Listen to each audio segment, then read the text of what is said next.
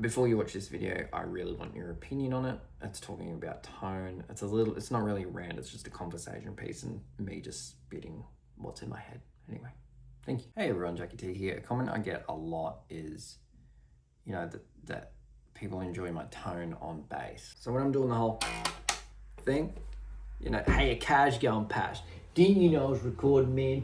Get out of here. Anyway, when I'm doing the whole bass thing, people enjoy my tone, both clean, distorted, all the rest of it. And one thing I don't talk about as much, hang on, coffee break. One thing I don't talk about as much as I should is this aspect of presets in today's modern era. So presets are amazing things. All the tones I use are presets, or I've tweaked them just slightly to match, the pickups that I use or the bass I use or whatever it may be. And we're now in this environment where it has become so accessible to have good tone. What am I saying here? In 2026, we've almost got this accessibility crisis where everyone has access now to the best tones. Almost for free, I can access the sound of a Marshall on a guitar or a Mesa Boogie or whatever. Not just that, I can access guitar pedals or bass pedals or even a tuner. Like, it's insane. So how much does tone matter now? I don't think it matters as much as people used to think. Tone when I was younger, so in the 2000s, 2010s, we had this thing where it was like, man, you got to get this to have this tone, you got to have this, But now we've got this crisis on TikTok, on Instagram, on YouTube, where people ask me for my tone. I don't even really understand what I'm using in a plugin sense. But what I'm saying in terms of tone and social media and such, people are looking back at these old bands, say Nirvana on Bleach or other bands where I heard that tone when I was younger and I didn't even think about it. I didn't even think about the tone. I was just like, that sounds great. And then you try and emulate as best as you can. These days you click something and get there. So there's this weird pursuit of tone or tone hunting or whatever the correct thing that is starting to fade away, which is good and bad because we're focusing more on playing the instrument, which is what leads me to my next kind of conversation point. I've been in the room with so many musicians playing on cheap instruments and cheap amps, and they still sound great.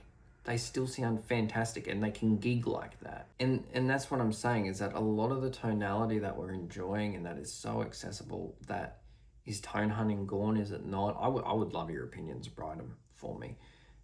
And it's this position now of like, everything's so accessible that it becomes diluted down. There's no like mystery behind gear anymore, which when it was Van Halen or Paul Gilbert or Victor Wooten or whoever, there was always this mysterious, when you listen to records back then, you'd be like, what are they doing?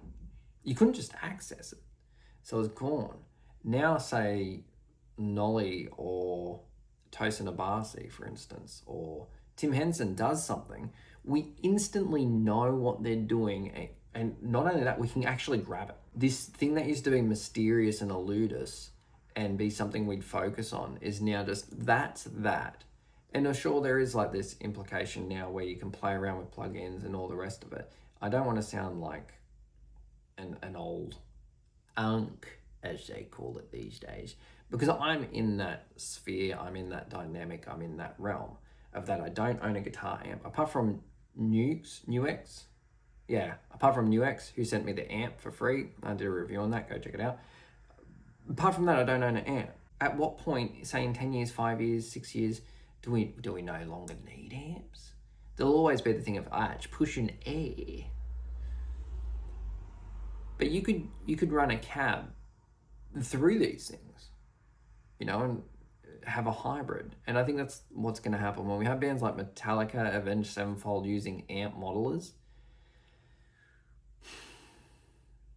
which then leads to another point. Like, if all these old bands had this technology at the time, would they have used it, and would we have had this diluted tone?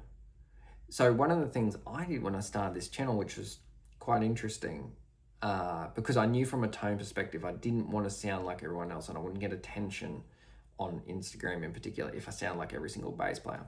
So I bought some DR strings, Black Beauties, which I love anyway, and I'll let them wear so that when I plug in, I'm not going to have that clanky ding wall sound, which I do enjoy. You know, you've got bassists like Jacob Umansky, you've got bassists like Toby Peterson, is that his name? He's from Australia anyway. Sorry if I forgot your name, mate, and you see this, but Toby from something like that. I can never remember. I don't listen to much music. But my point is, that tonality is fantastic and we can all access it. So I was like, oh no, the only thing I can do is do the opposite, where I have dead strings. And it sounds cool and it's different and it's something different to the ear. Did I like that sound? Not particularly, but heaps of people did. And people enjoyed that I had a different tone and they're like, oh, well, it's different from this modern metal sound. And it's like, well, it is. But the only reason it's different isn't the plug-in and that. I'm using Joey Sturgis Tones Bass Forge Bone Crusher, which, you know, they sent me that. That's awesome. Thank you very much, guys. The only thing within my control of that was to deaden the strings and have this slightly more muddy bass-filled tone because the brightness has died down in the strings. So that wasn't even an application of the technology we've got. That was a physical application. So then what it comes down to is, what do you guys think Guitar Society rather, is going to meld into? Do you think that they're going to go into this massive play of, hey, amps are gone? Does tone even matter anymore? Because we look back at these old records that were made with cheap instruments, cheap guitars, cheap everything, cheap leads, cables, sorry. And people still want that tone. So it's like, are the bad tones good tones? Is it up to the person listening? I don't know. But then presets are historically very good for recording and everything like that. So it's a very weird conversation topic. Particularly over the last 10, 20 years, it's been this massive shift. And I don't think technology is going to progress too much farther in the realm of this, apart from replicating amps and whatnot. But I also think it's at a point where if we stopped the amp modeling and we just had this, and amp modeling was what it was, we got the Helix Stadium now, we could stop it there and it'd be fine. You know, we don't need more technology in this realm, but it is cool. Anyway, I want some opinions. Anyway, thanks for watching. That's just a conversation.